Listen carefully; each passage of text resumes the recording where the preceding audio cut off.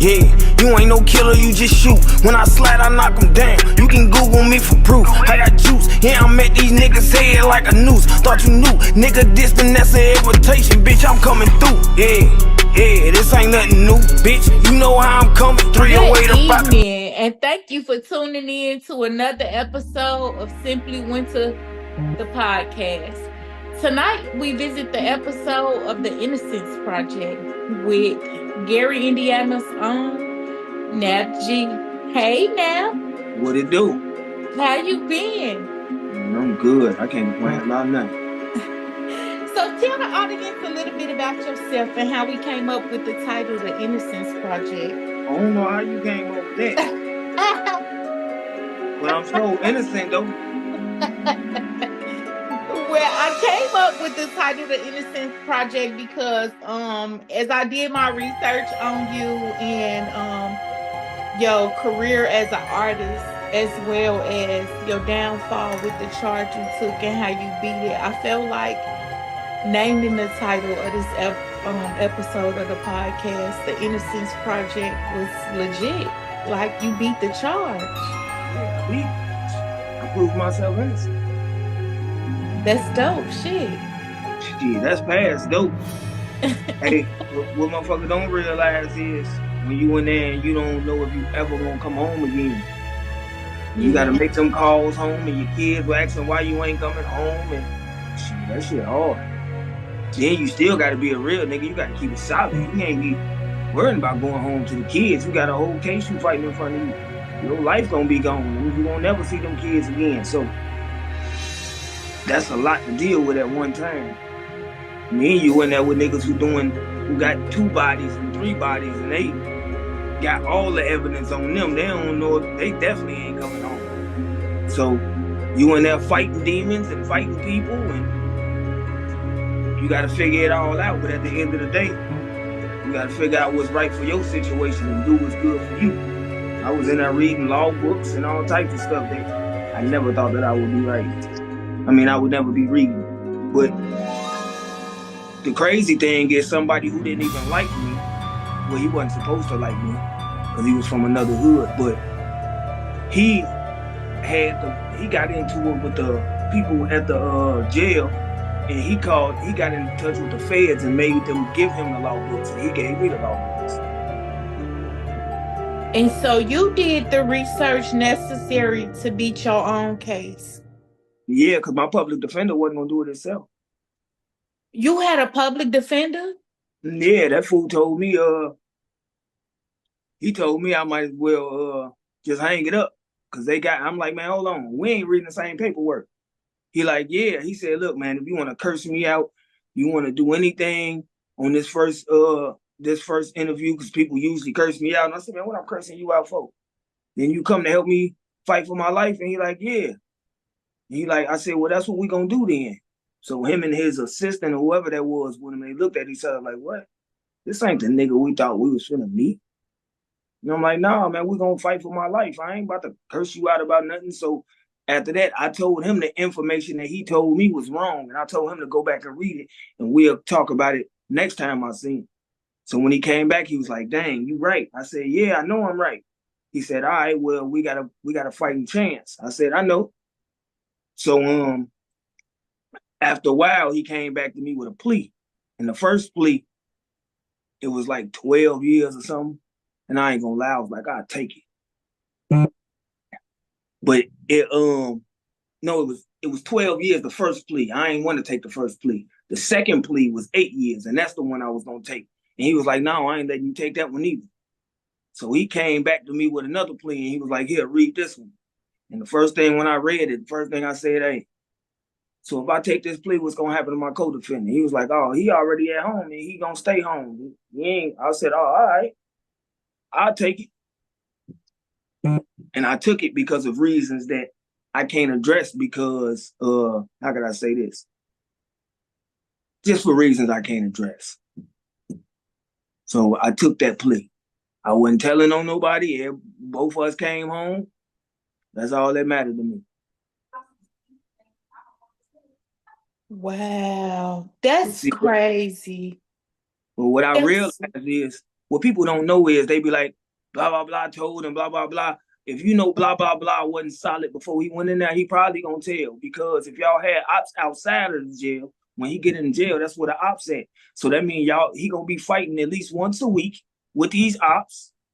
He facing time, so he's scared. He don't know if he ever gonna go home again. So with that on top of it, y'all probably ain't sending him no money. Ain't nobody send me shit. I ain't calling X for nothing either.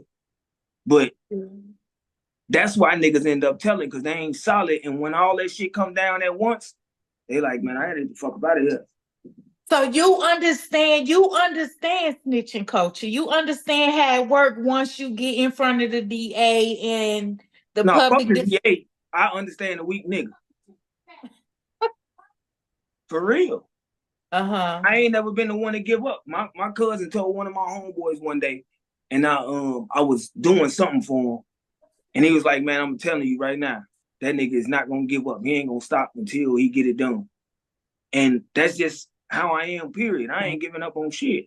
I'm gonna keep trying. I ain't give up on that case. I ain't give up on myself. I ain't give up on my family. I said, fuck that shit. I'm gonna get out of here.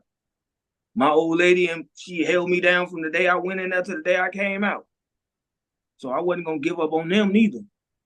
But a weak nigga, they gonna give up on everybody and they gonna tell. Yeah. They can't deal with it. If you getting beat up in the county, what you think gonna happen in prison?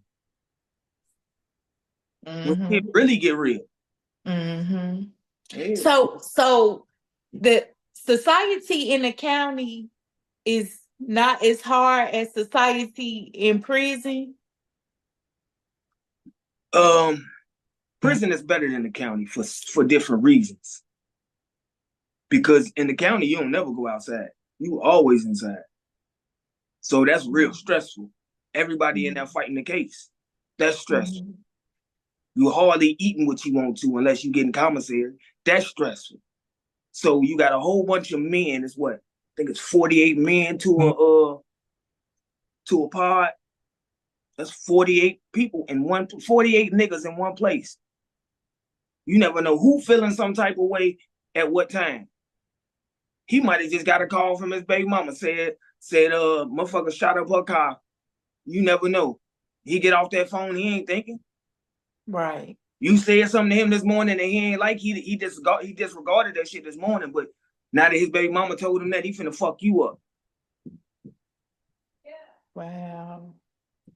So tell me a little bit about yourself prior to the charge. Like, what was you off into prior to catching the charge? Shit, music.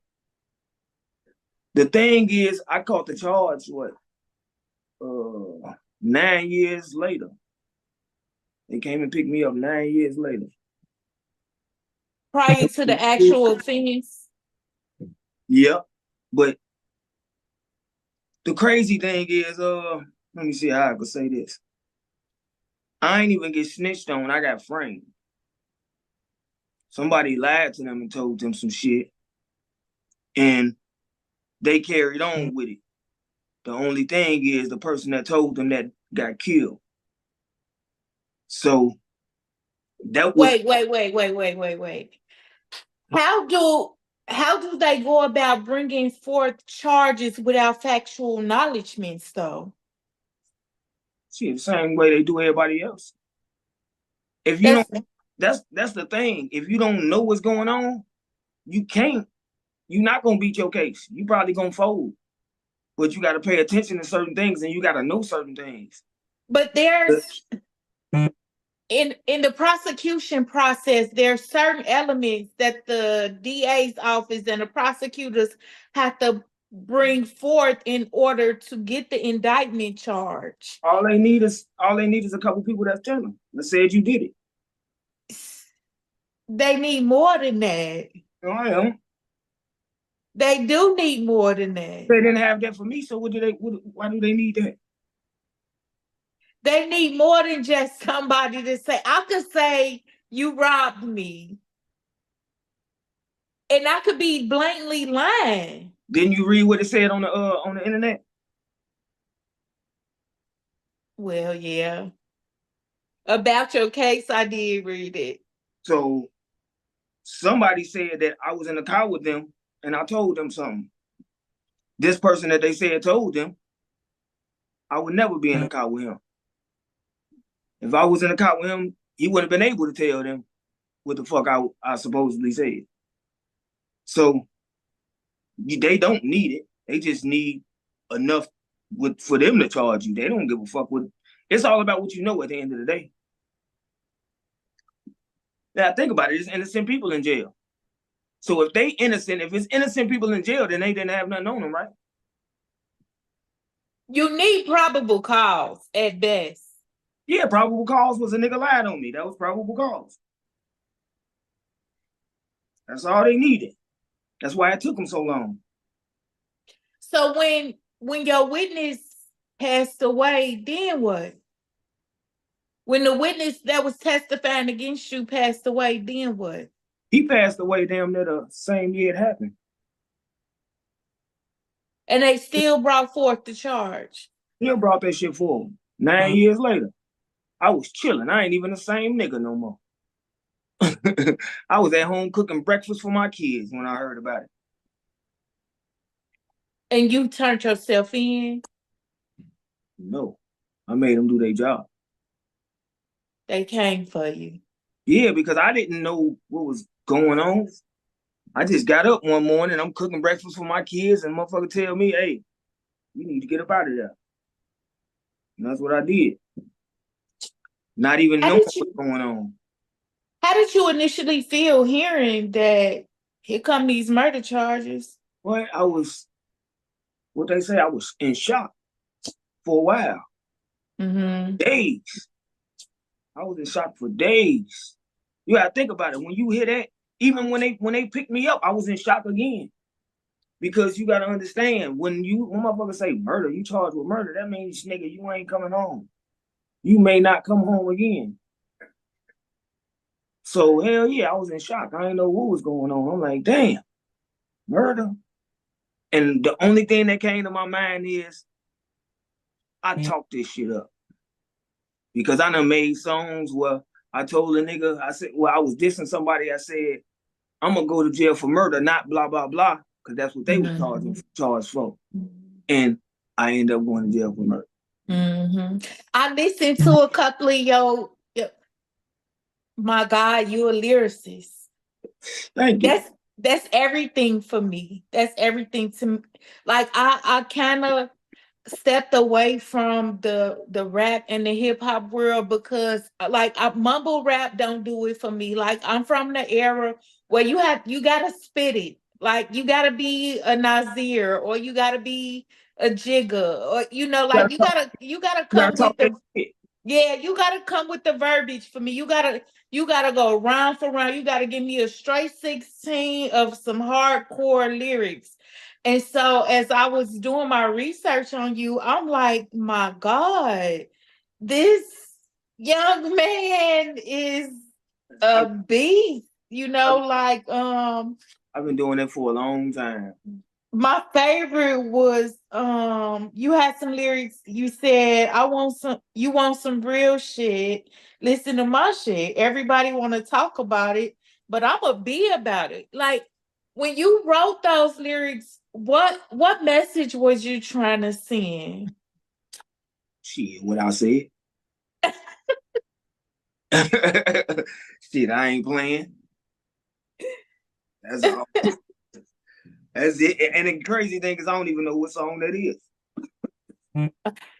I shared it on my Facebook page and I'm like, geez, like this so cold. This is so cold. And I think you slept on because of the level. I could easily see you making double XL freshman class easily. Slept on for a couple reasons.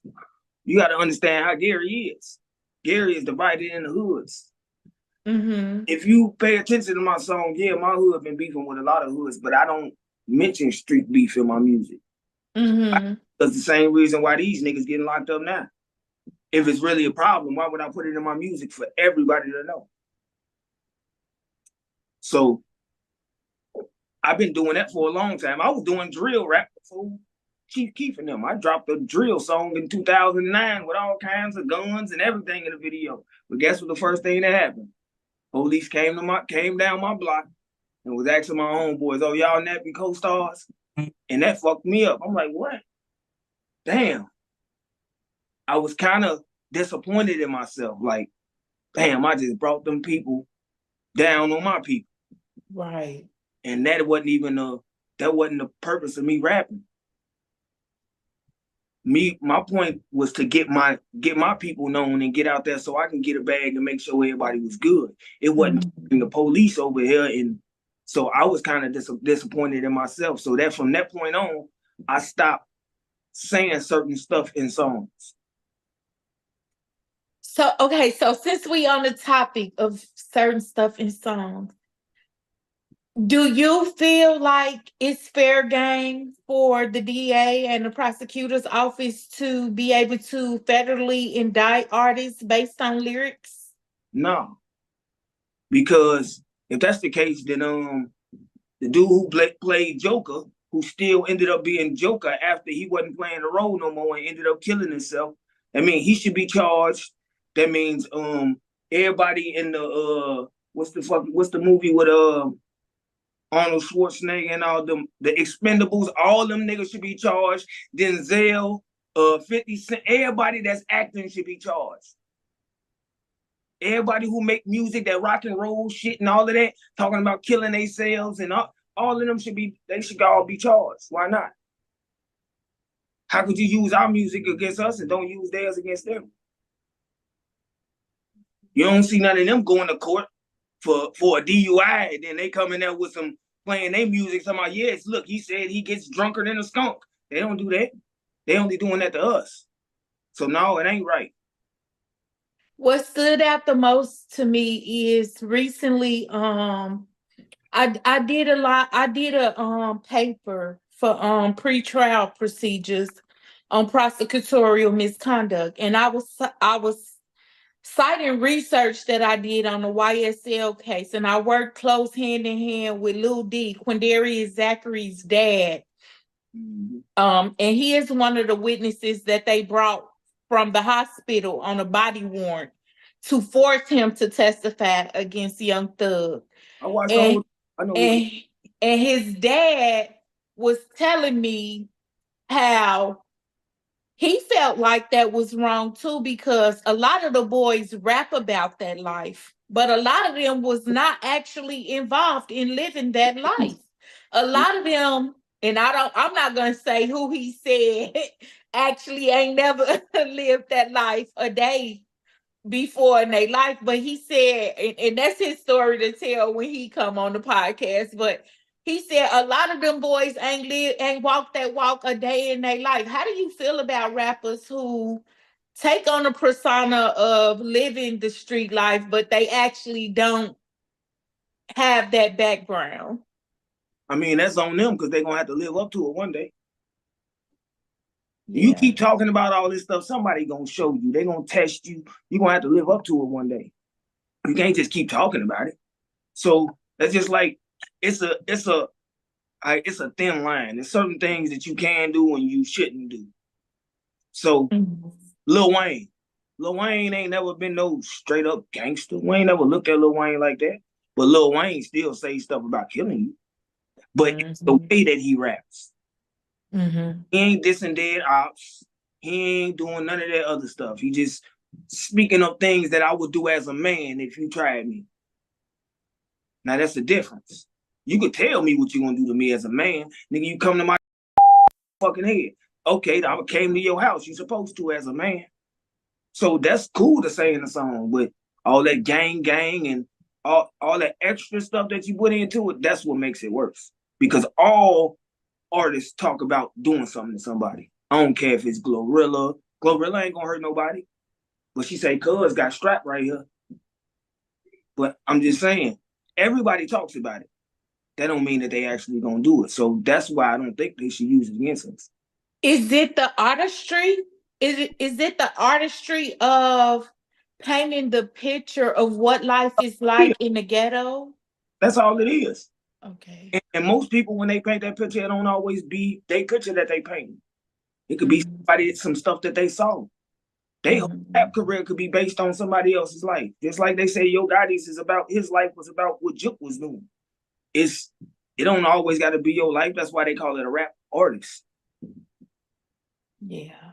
Now, when you get into all this real nigga shit and all of that, and now you making people be like, all right, well, you think he a real nigga and all of this? Well, let's show him then. That's why niggas gonna come for your chain. They gonna do this and they gonna do that. That's why you got to be 4-5 deep. You gotta have security. It's certain artists who don't have no security when they go nowhere. You got Currency. He rich as hell. What's his name? The dude from Chicago with the 3 on all his hats. He ain't gotta have no security. Ain't nobody Chance the Rapper. Ain't nobody thinking about him. Ain't nobody just gonna run up on certain people because they don't give off that energy. It's about the energy you give. So, no, I don't think they should use it. If it's a rap artist, then you're a rap artist. You're supposed to say things that's relatable. Yeah. So how did facing and fighting your charge affect your professional life? Like, how did it affect you as an artist? As an artist, I just couldn't record. That's it. It ain't really affect me as an artist. It just took time away. That's all. As far as me being on the rise before I got locked up and all of that, a part of my career, I fucked up myself. First of all, I was in the streets. And with the shit that I was doing in the streets, I really should have been in the studio. It's hard when you living in survival mode. And I did some shit, like, I done dissed niggas and I got blackballed and didn't even know I was blackballed. So I had made a song called Body Count a while ago, and I made a song called Roger That. One of them I was, the other ones I was dissing was I shouldn't even say his name, but I did some other people. What they gonna know anyway when they watch the video. Everybody gonna know. So I dissed them. But at this time, I'm in my feelings. My homeboy just died. He asked me why I stopped doing music and why I was just writing and wasn't putting it out and all of it. So that was the song I ended up putting out. And I only did that because I was feeling some type of way on some street stuff. I ain't gonna say it, but on some street stuff, I ain't saying I was beefing with them. I wasn't beefing with them. It was more like, how can I say it? I felt like my hood meant more than they hood. That's all. So I took it upon myself to diss them, not even thinking that they know people. So I dissed them. Now I can't perform at this club. They won't let me perform at this club. I can go to this club and perform, but I can only do certain songs. Certain DJs won't mess with me. I got certain DJs still won't mess with me to this day. But they mess with me though. But and they cool because we ain't really never have no problem. It was me tripping. But so blackball is really a thing in the industry? Yeah, it's really a thing. It's if I fuck with him, I don't fuck with you. You diss bro, I don't fuck with you. It's blackball, but really, I shouldn't even call it blackball. It's just fucking with who you fuck with. It ain't really blackball. You diss my homeboy, nigga. You know you can't perform in my club. And if you do, then you can't perform that song. Wow. It's just they had more pull than me, and I ain't know that. I didn't know. Like, you hear like artists like Puff and Gotti and Jay-Z and Meek, and like you hear like if you step on the wrong toes, like they could finish you. But I didn't know that even at the local level, things like that can happen. Blackball like that. I could blackball somebody if I want to. But I ain't that type of person. I don't care about what nobody do. Do you? But yeah, you can blackball people. That's just like if somebody say they don't fuck with you. They come around me, they telling me they don't fuck with you, or I know y'all don't fuck with each other. Hey, you'll do a song with me? Hell no, I ain't doing no song with you. Y'all got to fix that shit or something. I ain't doing no song with you because it's about who I'm loyal to. Yeah. Like if you ain't, So what do you do you think that all that you endured and all that you went through had an effect on the public's perception of you as an artist? it still do. It's Wow. people only send me certain type of songs. They only send me street songs. Don't nobody send me no happy, no party type songs. They send me street songs because I'm a street nigga. Even But do people, you feel like you want to diversify your brand? Like you want to get off into other stuff, but they continue to like want to I push really, you? I really don't even care because it ain't really my business how they feel about me. Uh, I got people that stand offish and they don't come around me. I want to talk to you, but you look so intimidating. I don't look intimidating. It's what you heard about me is what make you don't want to come over there and fuck with me. But mhm. really, I don't care if you gonna fuck with me or not. I ain't thought twice about it. I would never get none of that. Like all of our interactions, like text messages, our emails, our conversations on the phone, like all of you are such a sweetheart. So I would even I read the case in the docket, and like I read everything about you prior to any personal interactions. Like I like to do the research first before meeting a person. So I never felt like, oh no, he might be too much. I don't know, but Ooh, I just ain't gonna be played with. yeah. Be played with at all. Cause I don't do nothing but show people love. My little homies will tell you, he told me in jail and I ain't even know. He like, bro, you know why I rock with you so hard? I'm like, why? He like, man, cuz you ain't never told us to do nothing negative. You always be trying to steer us away from the stuff that's going on. And I never even thought about it like that. I just do it because out of love, I don't want to see y'all niggas go down the same path that we going down. So I ain't never think about it like that, but shit, it's just genuinely me. The only thing that I could say prison did something good for me. And it did something bad for me. It made me think more about my actions, but it made me colder. Mhm. Cause I don't really give a fuck about nothing. Don't Yeah. bother me. If you don't call me tomorrow, I don't give a fuck. I don't care how long we've been rocking. The first person I ever lost in life was my mama on Christmas Eve. I don't give a fuck about you. I love who I love. And those people always gonna be close to my heart. It ain't nothing that they can do in my eyes wrong. But motherfucker just coming out of nowhere, man, I don't care about you, man. If you stop coming around, I don't give a fuck. My circle already closed. Wow, that's a lot. How has your life changed since being home? Thinking smarter, moving different, only fucking with the people who I know good for me. See, everybody ain't good for me. And I noticed that. But it took for me to go to prison to realize that. Like maybe that's why I am with them little niggas the way that I am. Cause my cousin was like that with me. My cousin, I jump in the motherfucking car. My cousin come grab my ass, man, quick, get your ass out of that car. You ain't going with them. And that was when I had first came around. But I realized why he was doing that. But he my older cousin, and I always looked up to him. So shit, when he said that, I'm like, all right, I'm getting out. It wasn't no, oh, he gonna beat my ass or nothing like that. It was just like, no, out of respect. He said, get out of this car, goddamn it, you getting out of this car. He said it for a reason. So Yeah. that's probably why I am with them, like how I am. But Prison did a lot for me though. It made me closer to my kids, closer to my old lady. Talk a little bit about the challenges of living life without your mom.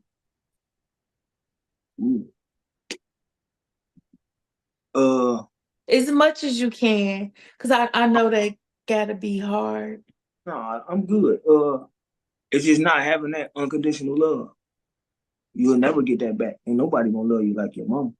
Mm-hmm. I tried it. Ain't nobody gonna love you like your mama. They might get close to it, but they ain't gonna love you like your mama. And what that did to me is like, if a nigga ain't, I got a thing where if you ain't loyal to your kids, your mama, your daddy, I don't care how much you don't fuck with that nigga. They brought you in this world, so if it's fuck them, I know it's fuck me. One day it's gonna be fuck me. If you ain't got no respect for your mama, your kids, the people who brought you in the world and the people you brought in the world, and you ain't got no love for me, this shit ain't real. You can't tell me this lady, she carried you for 9 months, raised you up to be whatever you gonna be. However, whether she was a crackhead or whatever she was, it's still your mama. So if it's fuck her, one day it's gonna be fuck me because I ain't nothing to you. I'm just your friend. Mm-hmm. That's always been something that's been in my head.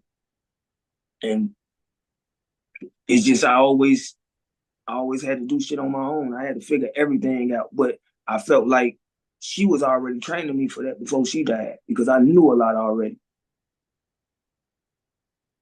Like when I was a kid, I used to be a little bit of AOL. Like, wow. Like I think the first time I was in the shootout, I was like 8 or 9. Wow. I think I was like 8 or 9. Me and my brother was at the laundromat, and I'm bow-legged, so I think the foes and the GDs was beefing. And we was at the laundromat, and I'm bow-legged, so I couldn't run. So while we was running, I kept falling, and my brother kept grabbing me and throwing me over every gate. He grabbed me, him and his friend grabbed me and threw me over every gate till we got home. Wow. Yeah, that shit was crazy. But at the time, see, when you're young, you don't realize certain things. But when you get older and you be like, damn, that's what really fucking happened. Not even with nobody telling me. It's just like, I remember that, and damn, that's what happened. Now that I'm old enough to know these things, it's just like watching Minister Society back then and then watching it now. Mm-hmm. Like, damn, I ain't see him passing that gun. Oh, shit. That's crazy. I ain't know that's why he did that to that nigga. Just like one of my favorite parts is Boys in the Hood is when Trey asked Doe to let him out. You know why? Because he was being himself. And that's what a lot of niggas are scared to do. They scared to be themselves. Mm-hmm. That nigga said, Doe, let me out. You know why? Couldn't live with that shit. He probably knew he wasn't going to be able to live with it. But I would respect you saying, hey, nigga, let me out. I don't want to go. Then going and doing it with us, and then you tell. Yeah. Who was Doe with next morning? He was with Trey on the porch. Yeah. So Doe ain't feel no type of way. He felt better that Trey didn't go because Trey knew. Mm-hmm. But everybody ain't built like that. Yeah. Trey came from a good home, really. Yeah. I think Doe respected that Trey was man enough to say, I'm not built for this. So that lets you know that they both was real niggas. Yeah. Yeah. Them was real niggas in that scene right there. Yeah. And let's take a quick break. We'll be right back with Nap G. We're going to have a quick message from our sponsor. Stay tuned. We're going down to the A to tap into the culture today. Transform your financial future with creating innovative new opportunities and solutions. Cenos. Specializing in credit repair, we're your ally in enhancing your credit profile and unlocking new possibilities. At Cinos, we understand the intricacies of credit scores and offer expert guidance to rebuild and improve yours. Our dedicated team provides personalized strategies, helping you navigate and overcome credit challenges. Beyond credit repair, we offer business funding, trade line services, LLC setup, and more. But it all starts with a solid credit foundation. Take the first step towards financial empowerment with Cinos. Contact us today and start your journey to a better credit score.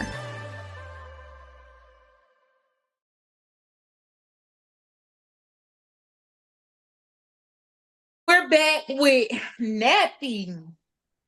So, Nap, when you got out, you relocated to the A. So I want to tap into the culture now, down in the A. First of all, what made you choose Atlanta to be where you relocated to? I don't think I get in trouble for this. I had came out here to do a show. I was on probation when I came home. And I came out here to do a show. And I just fell in love with it. It was peaceful. I ain't know nobody, ain't nobody know me. I was in a club partying, having fun. With Swamp Izzo, I'm in the DJ booth with Swamp Izzo. Nobody know me. And I just having fun. And it felt great. Then my video dude, Philly Flatboy, he was out here and he told us to pull up on him. So when we pull up on him, we ain't know where we was going. We just know we was getting to this nice ass neighborhood and we saw a big ass lake in the back. We're like, oh, this shit cold. So when we pull up, my cousin like, man, it's T.I. crib. And I'm like, what? You're like, yeah, that's the one on the TV show. And then I linked over and looked, I was like, oh shit, this is T.I. crib. So we got out and went in there. And Unghetto Matthew was shooting a video. Him and dude, the Shay Frost was in there. And they was shooting a video. And T.I. wasn't there. It was just his oldest son, not Damani, but the other one, the oldest one. He was there. Shit. Me being a nigga, I said, shit, we in T.I. crib. I gotta go in here and take me a picture. I went in the bathroom, took me a piss, nigga. I took a piss at T.I. crib. On some nigga shit.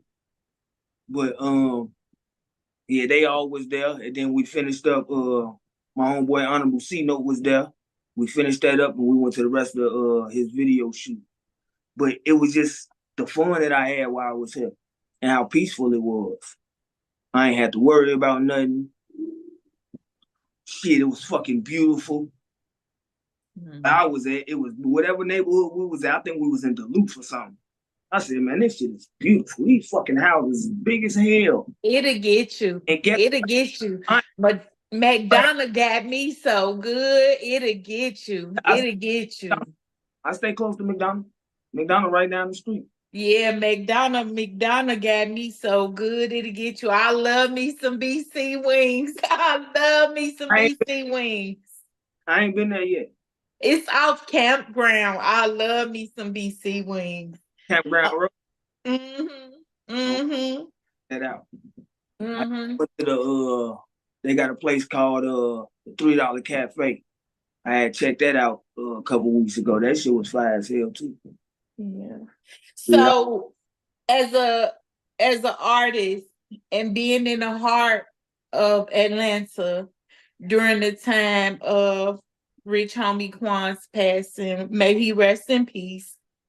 How do you feel about the current lean and Perk 30 culture? I mean, I don't really feel no type of way about it. I mean, I don't fuck with it because I don't like pills. I took a couple X pills, but I had a bad experience with them, so I stopped taking them. And I don't fuck with no pills no more at all. I don't do nothing but weed. Drink some liquors every once in a while, but I drink liquor every weekend. But I don't fuck with no pills at all. With all the conspiracy that surrounded Quan's death, I mean, like, what's your thoughts on that? I mean, not even that. It's just the pills, period. If you see everybody dying off pills, why the fuck you won't take it? You know what I mean? If they say it's fentanyl in that shit, you won't take it anyway. Y'all Kodak Black. I knew the perk was fake, but I still ate it because I'm a gremlin. Are you a gremlin too? Then your ass dead. All that gremlin shit go out the window. Yeah. So it ain't. I guess it's just to be cool. I guess it's. Everybody ain't got a mind of their own. So, and even the people. but losing your life not cool. No. Like, it's crazy because I wish Quan knew the impact he had on the world when he passed. But he said it in one of his last Instagram lives. He said it's sad that the world gonna love me when I'm dead and gone. And then he died, I think like a month after that Instagram live, and he died over drug overdose. And it's just like so sad. I knew it was fentanyl in them pills too. He know they putting that shit in there too. So yeah, we gonna miss rich homie Quan, but he knew them pills wasn't right too. He know niggas been fucking over pills. So I only feel bad so much. You know what I'm saying? Mm-hmm. You knew the consequences of what you doing. That's like a nigga, you kill somebody, you go to jail, goddamn it, you knew the consequences of what you was doing. Why y'all telling? If you robbing people out here, nigga, you gonna go to jail, nigga. Once you get caught, don't go in jail. You signed up for it. Mm-hmm. When you eat them pills, goddamn it, you know there's a chance you can die. Once you die, don't expect nobody to feel sorry for you. Mm-hmm. Like if you go to jail, you can't get mad if a nigga don't send you nothing on your books.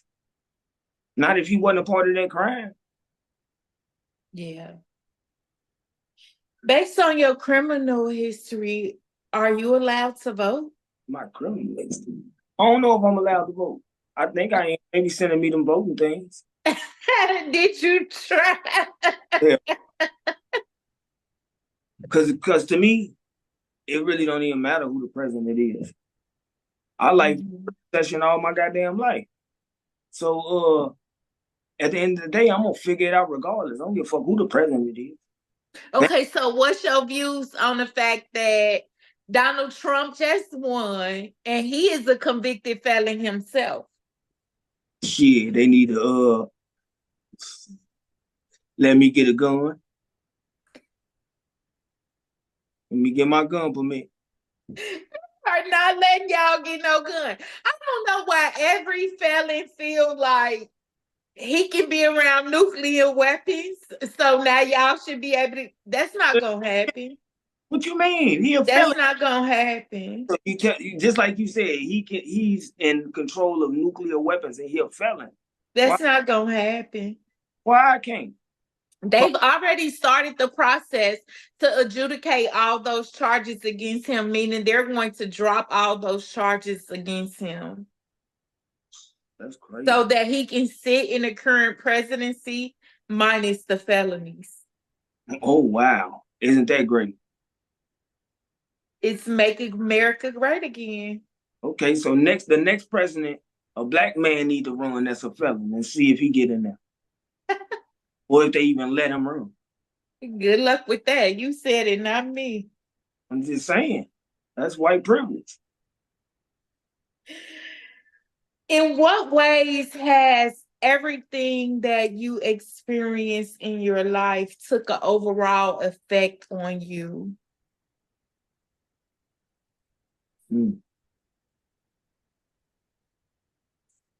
It humbled me. Mm-hmm. Yeah, it just humbled the hell out of me. Certain things I don't look at the same as everybody do. It don't matter to me. Just like the president, that shit don't matter to me. I don't care. At the end of the day, that's not gonna change how much my rent is. It ain't gonna change the light bill, the gas bill. It ain't gonna change what I got to do tomorrow. I still got to go. I still own a landscaping company. I got to go cut these people grass. So at the end of the day, who the fucking president is don't get down here. I ain't got enough money for that shit to bother me. Mm-hmm. That's for rich people. The president is for rich people. It don't really fuck with us like that. What changed in your life when Biden was in and when Trump was in? It's the same shit, ain't it? Yeah. It's just a new nigga in charge, that's all. He don't tell me what to do. So that shit don't mean nothing. It's just something to talk about.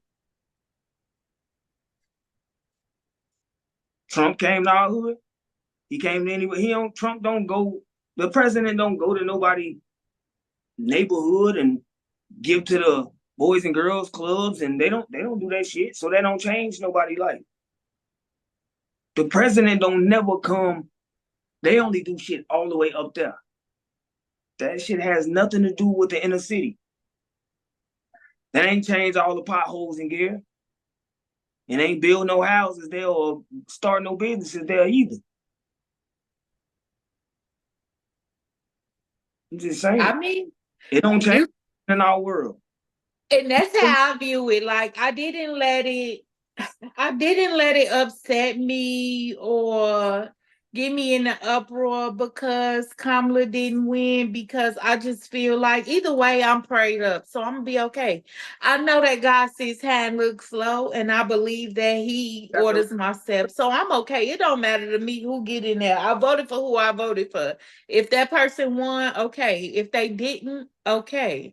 But I believe the person is in there who the politicians wanted to be in there. I believe even no matter who we vote for, they gonna get in there who they want in there. So if don't nobody vote, somebody's still gonna get in there.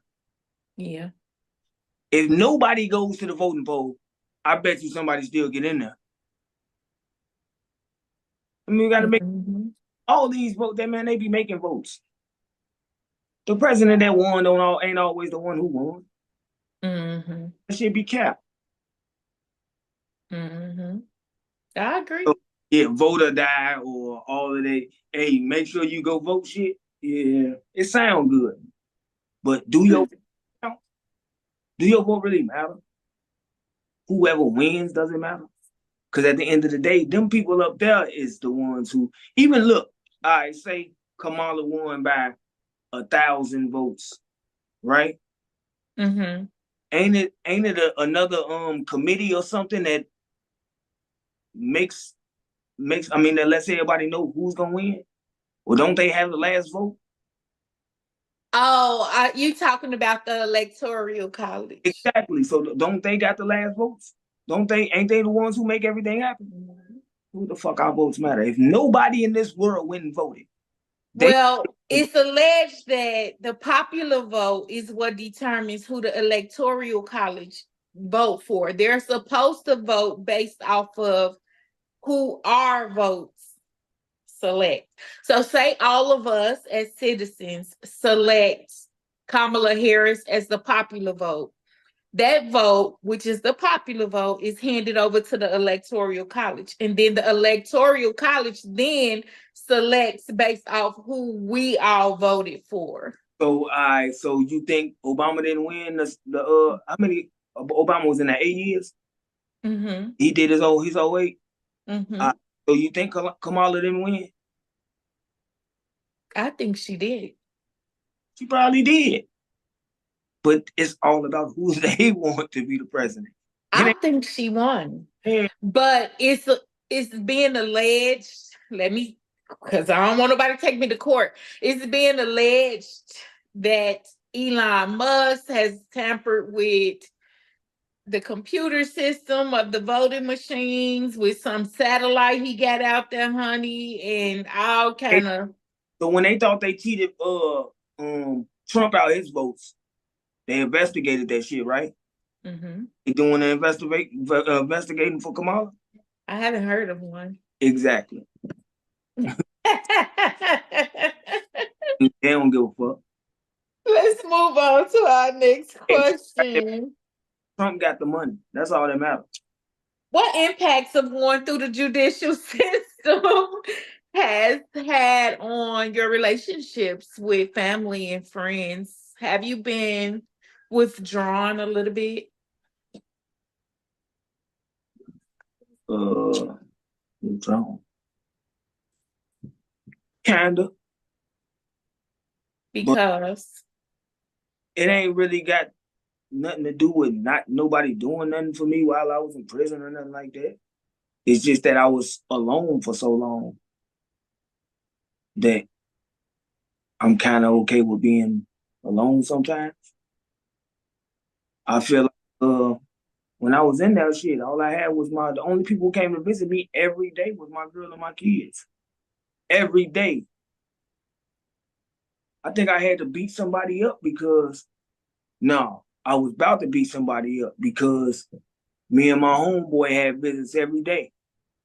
And he said these Trey 7 niggas think they better than everybody because they get visits every day. We ain't say that, so obviously that's how you feel. Now, I was finna go beat him up, but one of my little homeboys from Concord, he said, man, Nap, I'll whoop him right now. I already got something against him. So he ended up whooping him. But at the end of the day, the people that was there the most for me was my girl and my kids. I saw them every day. And my cousin Nikki and her dude, he made sure I had money on my books. He threw money on my books out of nowhere. And do you think you are somewhat institutionalized or suffer from PTSD? Maybe PTSD, but I ain't into what the fuck is it called? Institutionalized. Lies. No, I ain't into institutionalized. So if you think you got PTSD, what coping mechanisms have you employed? That's not a coping mechanism. Weed is not a coping mechanism. Why do y'all think 420 is a way to deal with things? Weed and love. I surround myself with love and weed. That's all. That's all I need. In evaluating your case, do you feel like you were up against a situation of prosecutorial misconduct?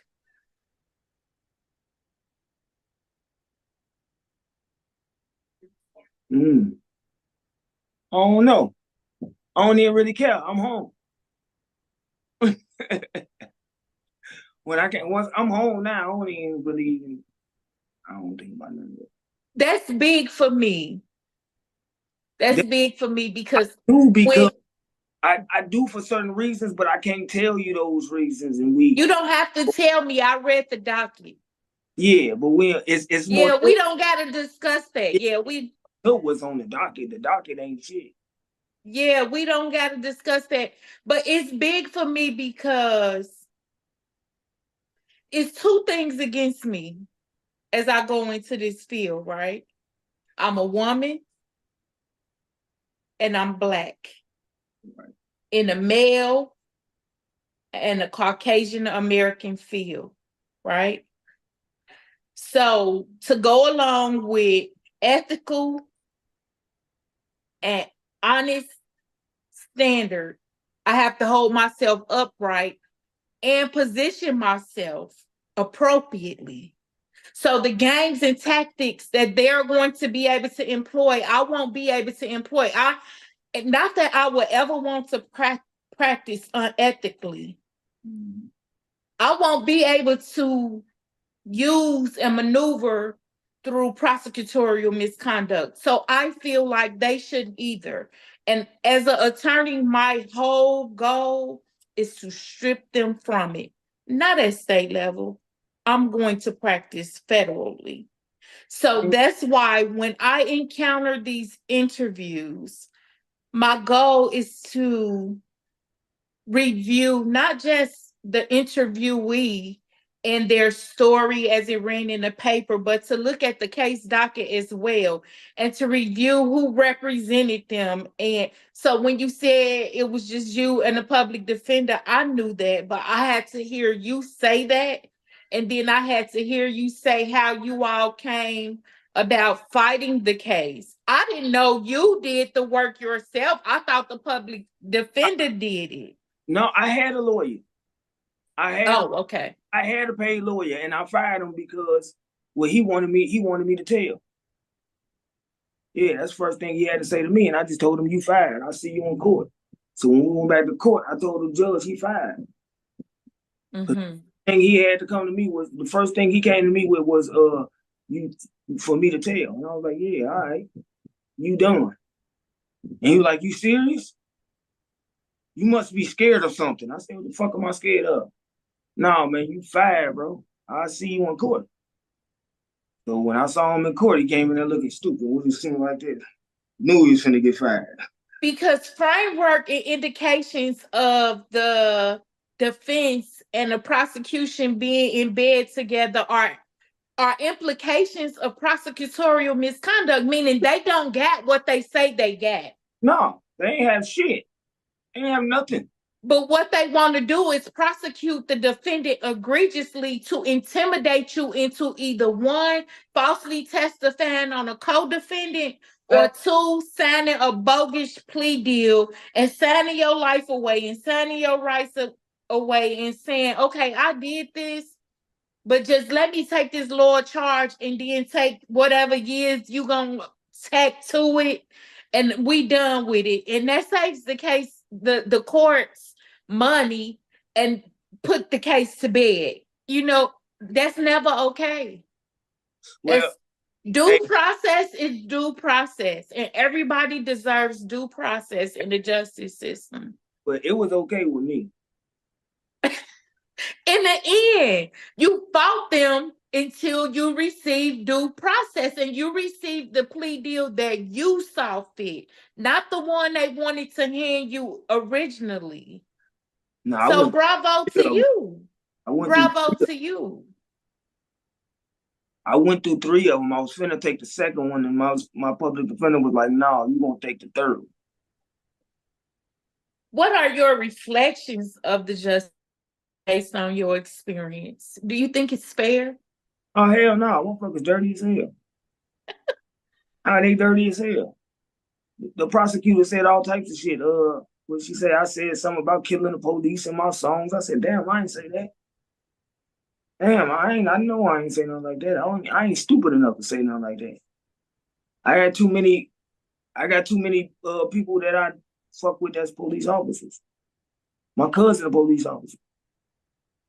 And I ain't saying I fuck with them like I be killing with them, but they regular people to me, some of them. Because they don't take their badge and use it against people. I ain't gonna say no names, but they cool people. They don't be on that shit. But certain ones, they do be on it. Mm-hmm.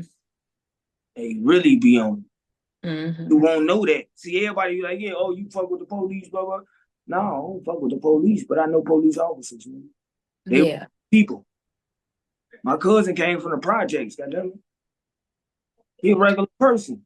And I agree. Like, I don't think all cops are bad cops. I don't think all attorneys and prosecutors are bad either. I think you have a select few that twist and maneuver laws and things like that, and protocols to meet their own agenda and narratives to make quotas and close cases. But I don't think but for the most part, I think that everybody in the justice system try their best to mix law with their own personal morals and values to ethically do their job. Hey, look, I know some good police that was on our ass, but it was funny to me because they was just doing their job. They wasn't really like, you know what I'm saying? I got a couple of them. I done named them in songs, but they ain't bad police. They just be out there doing their job, and them the ones you got to know them names. You know, when you see them, well, you better move the fuck around, whatever you get it off. Yeah. You see his car come around, you better know the numbers on the back of his goddamn car. Because when he comes, you better get out the way. But that ain't mean he was a bad cop. He just was doing cop. And being a street nigga, shit, it was like a game. When he come, I know which way to run already. I know what I'm gonna do, and if he catch me, well, fuck it. But after a while, it became like a game. What changes would you like to see made in how societies or institutions or even the government address issues such as yours?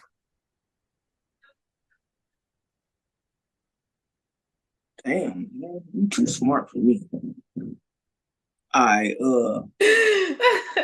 I'm sorry. No, let me not apologize. no, I you am 60 grand in debt for this education. Let me not apologize. you just making me think.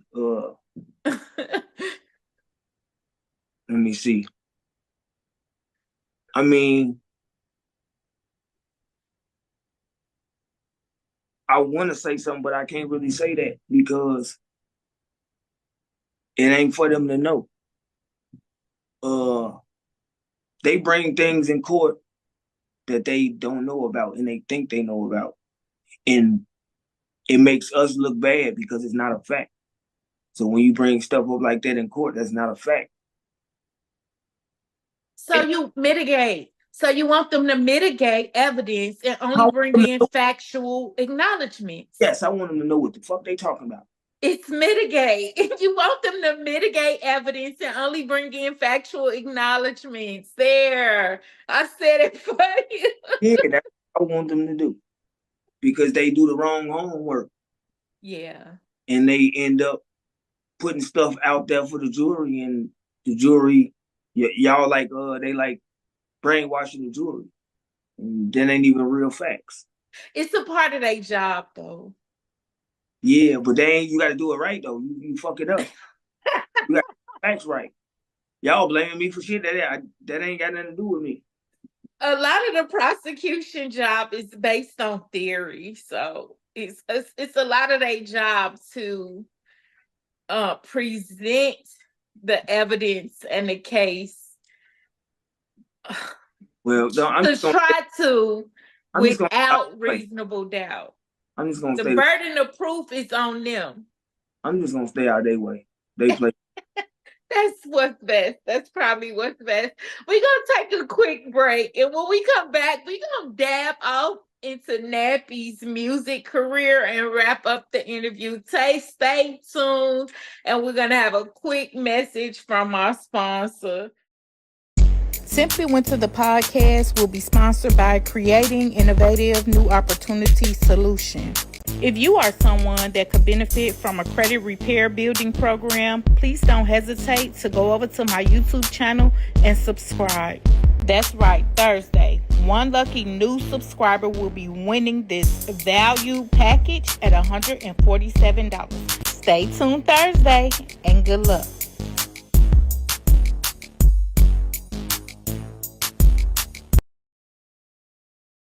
Thank you for staying tuned. We're back with Nappy, and we're going to go ahead and get right back into the interview and pick up where we left off with your music career. So tell me a little bit about your journey into music and what really inspired you to tap into the lyrical side of things.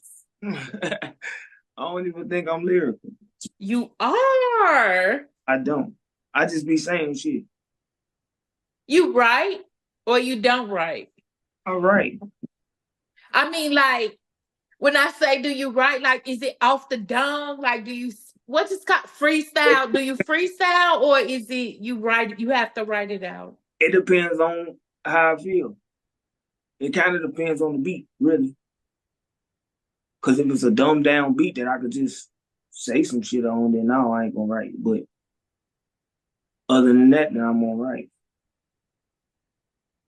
Like I got a song on Cray, I ain't write that.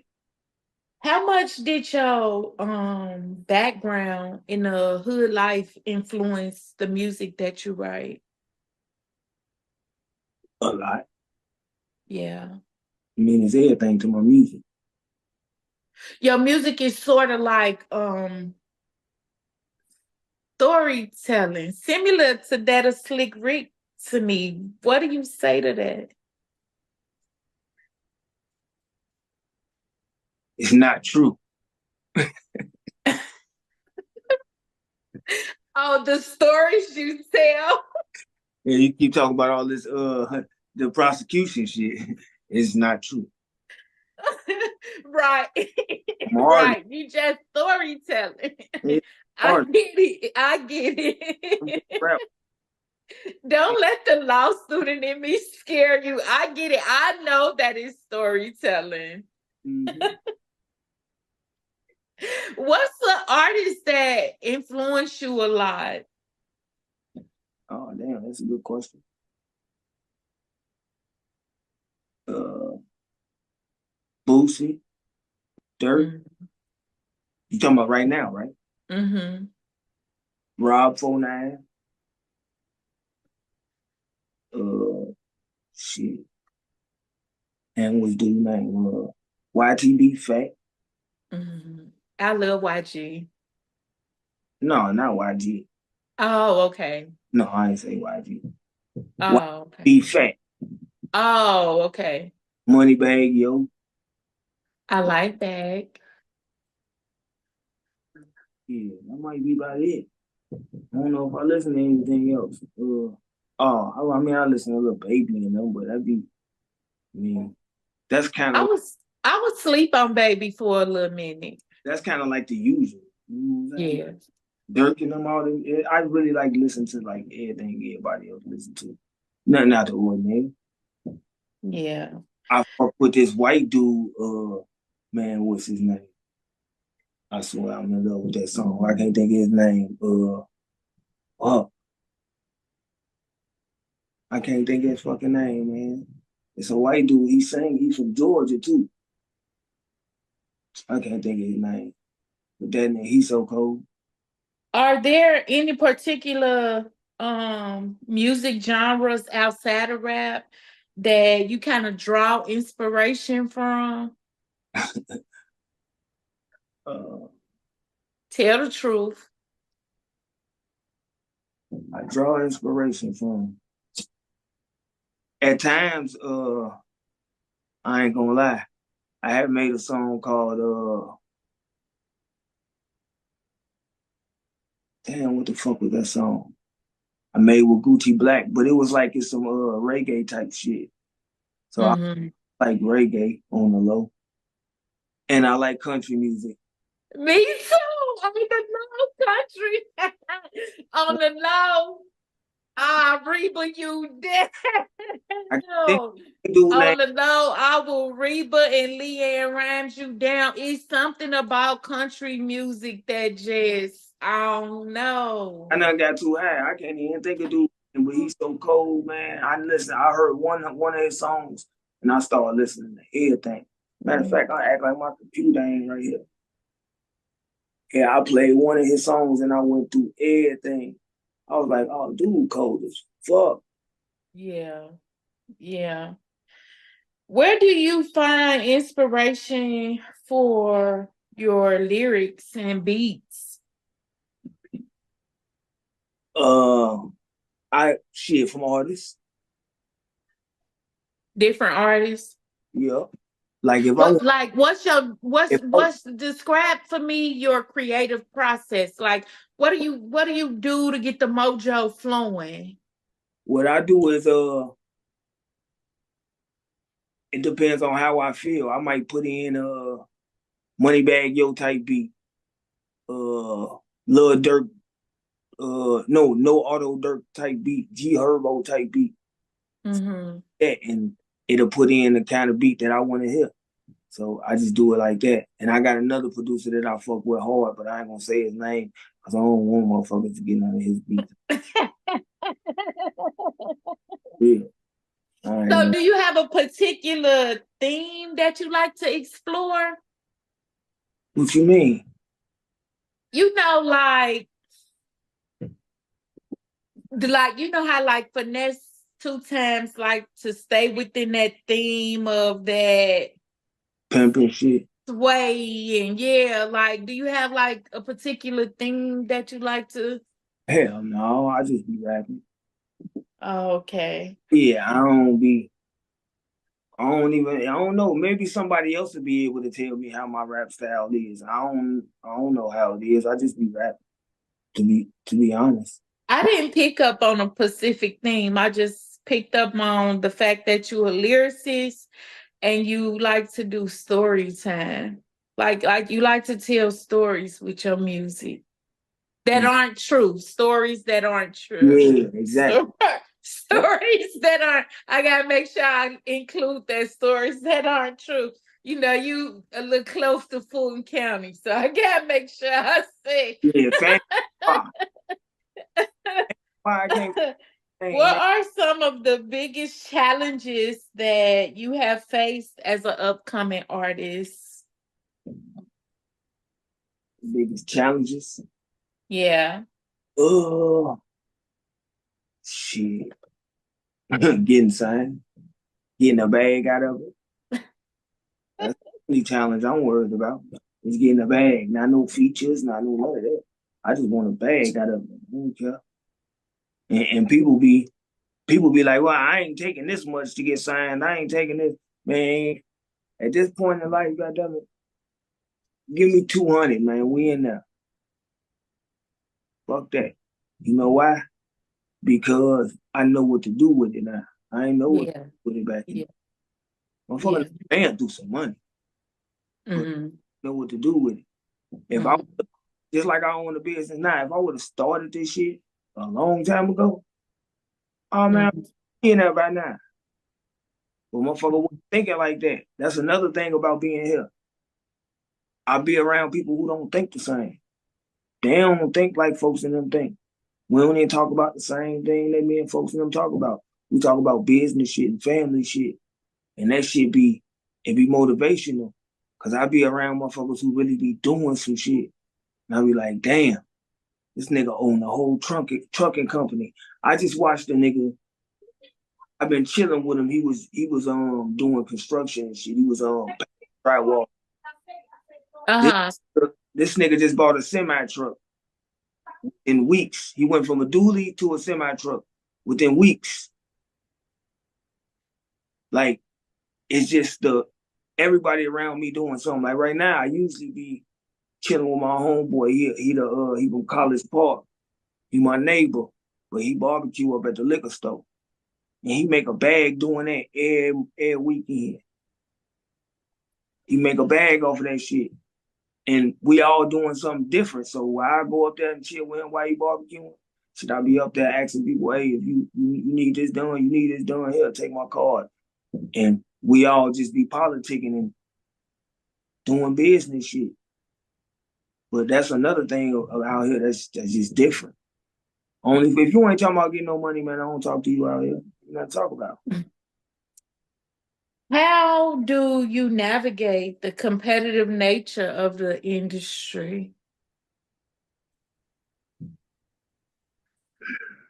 I told you, and I don't even really care about people. you you had to break it down to me like I'm a rap. No, I'm Oh, not. my name is Nappy.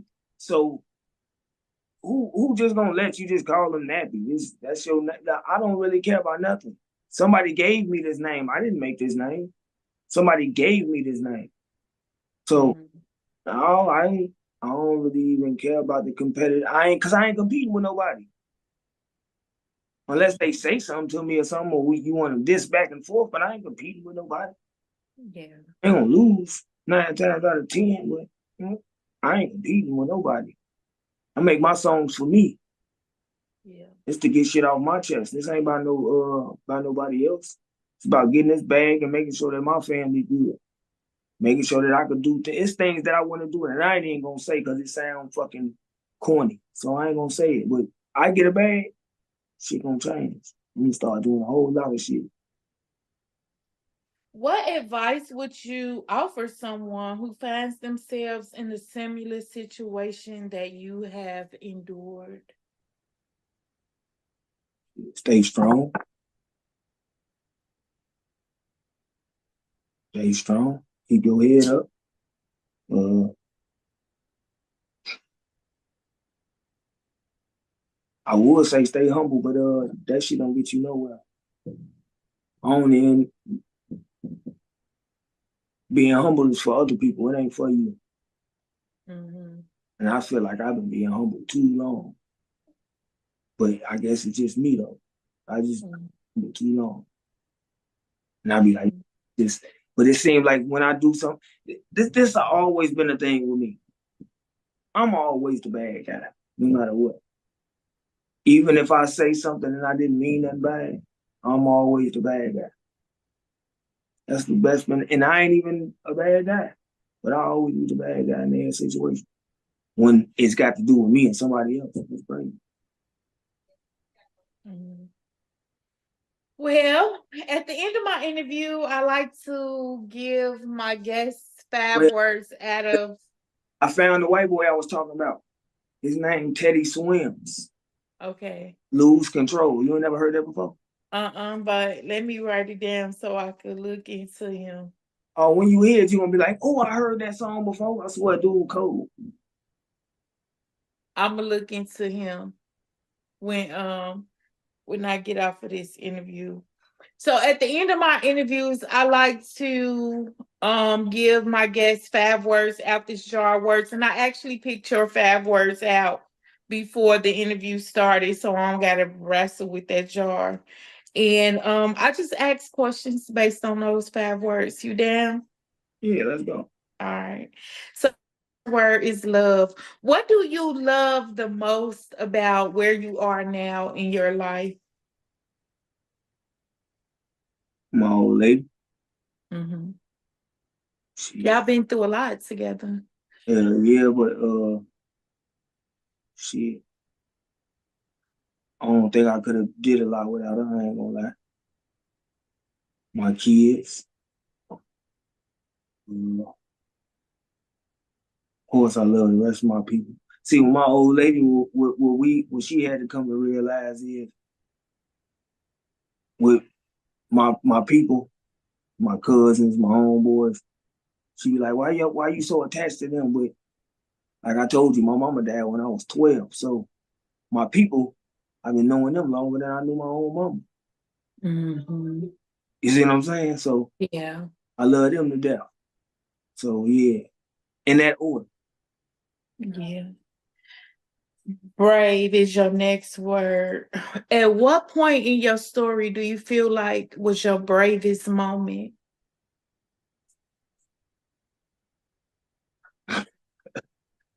Shit. Leaving. Yeah. Yeah. Yeah, it took a lot. I ain't gonna lie. Mm-hmm. It took a lot to get over me. Mm-hmm. Mm-hmm. It wasn't for me though. So Yeah. see, for me, it was about me having my peace, but it's also my kids can't have peace if I don't have peace. Because if I'm looking over my shoulder everywhere I go, or I got to take strap everywhere I go, that means they ain't peaceful either. If I got to worry about my car getting shot up, that means my kids ain't safe either. Mm-hmm. When they in the car. So yeah, that's what it is. It was that. Your next word is enough. When did you know that you had enough? Enough of the Man, troubles that come on, came man, what you? with your lifestyle? When did I know I had enough of the trouble? I ain't gonna say, and I don't even want to sound crazy when I say this, but I ain't gonna say that uh I had enough of the trouble because it's still certain things that'll make me get in trouble. Mm-hmm. So I ain't gonna lie to myself or to you and say that I had enough of it because there's some certain things that still can make a nigga. Mm-hmm. Yeah. But what made me say that I had enough? Shit, everything. Mhm. Out of jail and coming back home and doing the same shit. Not so when I finally saw that change when I came out here, because I ain't nigga ain't never really go nowhere. I'm from Chicago. I live in Gary. Well, I moved to Gary. Well, I'm from both of them. I've been in Gary longer than I've been in Chicago. So it's like I ain't going nowhere. So when I finally get up and go to shit, when I went to Lafayette, I thought it was beautiful. Yeah. So, so when I go to the A, it's like, oh shit, this shit different. And not only that, it's the A. I know Swamp Izzo out here.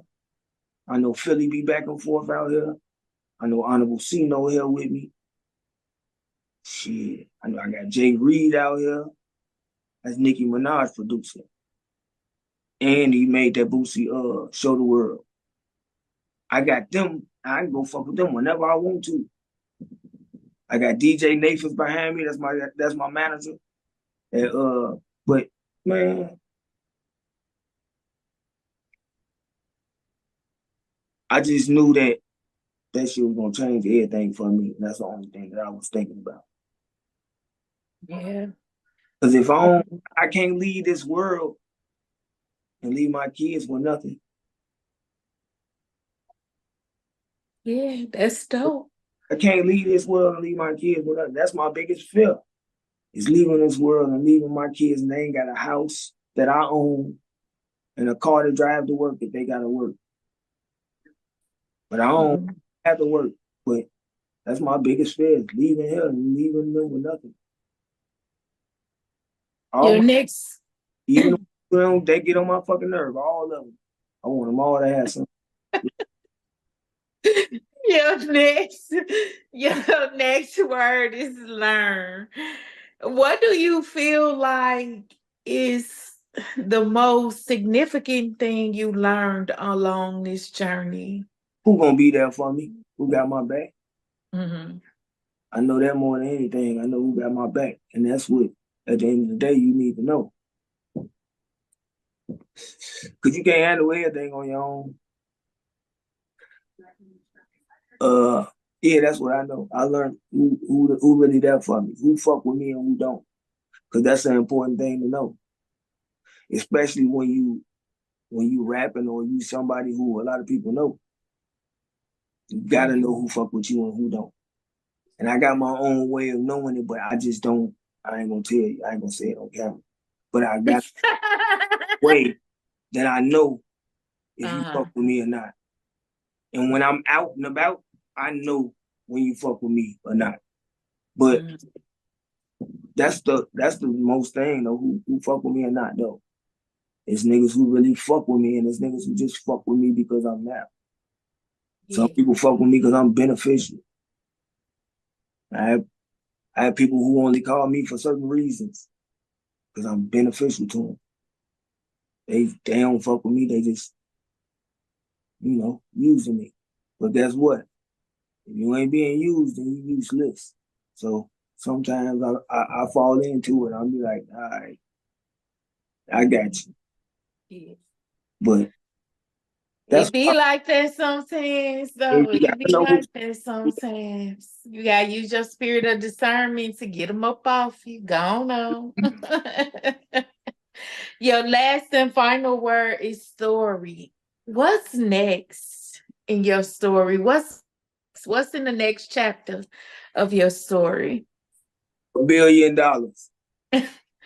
Let's talk that into existence. I speak that over your life. $1 billion.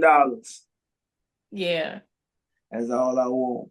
I got everything else I need. I need $1 billion. Somebody can help me with that. To do what? What you want to do with that? With $1 billion, there's a lot I can do with $1 billion. Yeah, but what? First you of all, want real estate, generational wealth. Look, with $1 billion, that's generational wealth already. But see, the thing is, the wrong people have money. All right, let me find the example that won't offend nobody. Okay, Michael Jackson. He was from Gary, right? He had millions and millions of dollars. And I ain't saying this to bash him or nothing. But you got millions and millions of dollars. Gary ain't shit. I'm talking about our houses, a whole lot of abandoned houses. You got millions and millions of dollars you doing nothing with. You doing money I mean, you spending money in other places and not spending it where you came from. I'm not saying this. I'm just saying this is this example. It's just a lot of money somewhere that's not being used where it could be used. If I had $1 billion, you know what I can do? I'd be doing shit in Gary just to do it. Mm-hmm. I'm just saying, look, all right, let me see. So that would have been my next question. We hardly have schools. So would you do that if you had that money and you was the celebrity? Would you take that money and take it back home to Gary and build the city up? Oh man, the village will be jumping. What are you talking about? Mm-hmm. I get the village back together. I do all types. I mean, it's so much to be done in Gary. I ain't saying that one person got to do it, but it's small things that could be done to make the city better. Mm-hmm. I'm just saying. With all that, you got billions of dollars. What can't you do? It is a core set of citizens that's not ever gonna leave. No, you got to think about it. Regular people just want to. If you could just die and leave $1 million for your kids, you'll be all right? So I got billions of dollars. We ain't talking about millions. I got billions of dollars. I could leave my kids $30 million apiece and just do everything I want to do with the rest. Yeah. I ain't gonna live forever. God damn it, if I start spending too much on all this other shit that I'm trying to do or improve, then goddamn it, I was giving my kids 30 million. Hey y'all, let me get 5 apiece. I'm just saying, we just don't chill. Come on, man. All the shit that we think that we really want and gonna make our life feel better, don't though. Just like everybody want a mansion, you want this and you want when you get there, you still gotta uphold that. Well, really, shit, how about you spend $5 million on this mansion, or you can spend $1 million on this other one, but it's smaller and they got a couple less things, but shit, you ain't really gonna hardly be there. You a millionaire, you ain't doing shit. You gonna be everywhere else. Mm-hmm. You got all this money on this big ass house that you never had. I'm just saying, what's the point? Motherfuckers just be wanting to do extra shit. If you ain't motherfucking what would the Tesla dude, whatever the fuck his name is, Elon Musk. Yeah, Elon Musk. If you ain't Elon Musk, goddamn it, then you don't need to be doing that. It ain't no point to do it. Yeah, he do it effortlessly. Look how much money he got. But all I'm saying is, with all that money, something else could be done in this world. If you have $1 billion, your city should look like something. Especially if you feel like that's what made you. Mm-hmm. I mean, that means it's a part of you. That's where especially if your family's still there. That even make it worse. Your family's still there. At least you would die and a whole city would know you. They fuck around and make a street by you or anything. But it's something, I'm just saying, if you that big, I only got a couple $1,000 right now, but if I had that, right now I can't do shit, but if I had that much money, and I know motherfuckers gonna see this and be like, niggas always say that, yeah, nigga get that money, he ain't gonna be thinking about you. Hey, I'm different nigga. All we can do is wait and see, right? All we can do is wait and see. I'm gonna get my billion. Well, thank you. I thank you for taking the interview. I thank you for spending this hour with me tonight. I thank you for being transparent, and I thank you for blessing my platform in the way that you have blessed my platform. I speak life into you, and I speak life into your music career as you go out and become the great artist that I know that you will be. Continue to excel and be the great king that you already are. Thank you all, my audience, for tuning in to another episode of Simply Winter, the podcast. Stay tuned next week as I try to juggle between the Hustler or Twin Towers. Who will take the seat next week? Will it be Mud and Jeff? Or will it be Corey Williams, the legal hustler? Stay tuned next week. I don't know who's going to take the seat because they constantly going back and forth over scheduling issues, but only you all will know. I'm Winter, and I'm out. And the winner is... I don't even know what's about to happen next, but I'm already thanking God for what he's about to do. I can feel his hands around me, and I can feel him telling me just to my course stay true. I'm understanding that in my journey,